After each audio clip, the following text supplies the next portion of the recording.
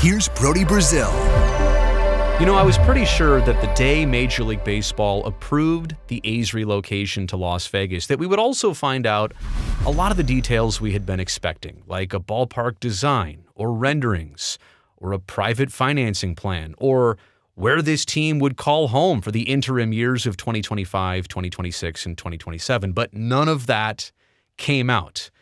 Kind of surprisingly, like those should be details that are already figured out, already in place, and could be made public.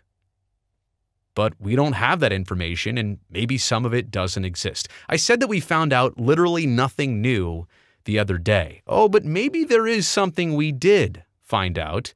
It's that as part of the relocation process, if it happens, the A's are going to have a really tough time selling the team shortly after relocating to Las Vegas, if it actually comes to that as part of this process. I'm saying here that they can't sell as soon as they get to Las Vegas. They can, but it's going to come at a pretty hefty penalty, one that we're not exactly sure, but sounds intimidating. This comes to us from Bob Nightingale of USA Today. He writes, while the A's franchise is expected to rise in value with suite sales, advertising, and ticket revenue from Las Vegas casinos and resorts, MLB owners inserted a binding protection provision in the contract, the relocation contract, before approving the deal. That's right, before they voted, and unanimously, 30-0 on this, they inserted a binding protection provision. Baseball is protecting itself here in an interesting way based on what the A's could do and now probably won't do. If Fisher decides to sell the franchise soon after moving to Las Vegas to make an immediate profit, he will be heavily taxed on the sale, which will be split among his fellow MLB owners, according to another owner who spoke to USA Today Sports on the condition of anonymity. Okay, couple things there. When it says will be split among fellow owners, no, that's not the entire sale amount. That's the tax amount. What's heavy? What's heavily taxed? 25%, 30%, 50%? It's probably an intimidating amount. And who is the other owner here that decided to let that go anonymously even? Because without that owner and without Bob Nightingale's reporting, nobody would know this, but it exists. But somebody really in the loop and really in the know decided to let this detail out. And it's a big detail. It might seem minor, but I'll explain why in just a second, why it's probably bigger than you think. And then from Forbes magazine, who was kind of aggregating Bob Nightingale's reporting, but they add a little bit more here. The approval vote for the franchise shift contained a caveat that Fisher would be taxed, quote, heavily in the event he tries to sell the team now in order to make an immediate profit or shortly after. Neither the amount of the tax nor its duration, like the amount of time Fisher needs to retain ownership before selling, was stipulated by the owners. Now, I have a hard time believing that that wasn't a precise tax amount and a precise time window.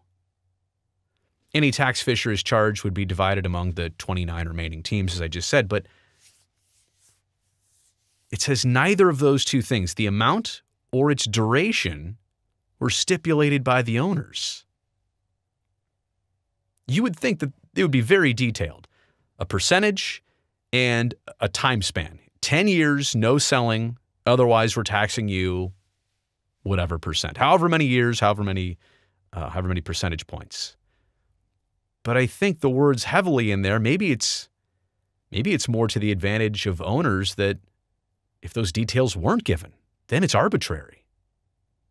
It's just basically set in place to say, don't do it or you're going to be in trouble. So what does all of this mean? I mean, obviously, Major League Baseball, they wanted to be certain that the A's didn't do like a house flip. You buy a house, you start remodeling it, and then you sell it for $300,000 over that just because it looks nice and new. Baseball wanted to be sure that the A's didn't flip for profit upon arrival. Pump and dump is the phraseology I've seen used. I just don't like saying that over and over. I don't know. Yeah.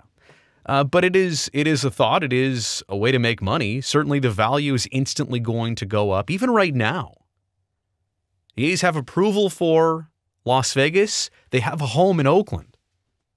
They have options as of this moment. So that's another part of this. Does that instantly kick in? Or does that only kick in when the A's actually start like demolishing the Tropicana Hotel? Does it mean that as of right now, here and now today, and it's not, look, I'm here to only ask questions. I don't have the documentation in front of me, but does it also mean that starting today or a couple days ago, if the A's make any sale as part of the process, now that the value has gone up, they're going to owe baseball big time. Like they are trapped into this. And that's kind of my next point here. If the A's do begin this process, or maybe this has already started, and things go sideways, the cost goes way up of the ballpark, or all of a sudden their partners, GLPI's like, wait, you wanted 13 acres? We've been telling you 9 the whole time. So if things go sideways and the A's say, well, we got to back out of this. We can't do this. We can't finish it. If they sell, and here's another thought. Does that mean an entire sale? What does it mean maybe about a partial sale? Perhaps taking on a minority owner like a casino corporation, somebody who wants to just put some cash into the operation. Is that also part of the penalty, or is it just an entire sale of the franchise? But again, it's going to make it very difficult on the A's if things turn bad. They want to try and get out. It's now going to cost them. They don't have an easy out like maybe they would have before. And so this is added pressure to the A's ownership that baseball's putting on it. They didn't have to do this. I mean, first off, they let the A's go with no relocation fee, but they are applying this. And it kind of makes the team follow through. Oh yeah, you want to build this? You've got this all laid out. Maybe you do, maybe you don't. But if you go, you can't get out of this. You are kind of trapped. And not really. You could still sell the team. It's just not going to come at anywhere near the profit that it would have if a sale was made before that. Heavily taxed. What does it mean? What are the ramifications? I think we understand that this is not as easy as it could have been. Baseball threw this curveball. I hate using a reference like that. They threw a wrench into this in a little way. Basically, you're going into this. You're going to stick with this. You're going to see it through, and you're not flipping this team for a profit. So again, good reporting there by others to find this out, specifically Bob Nightingale.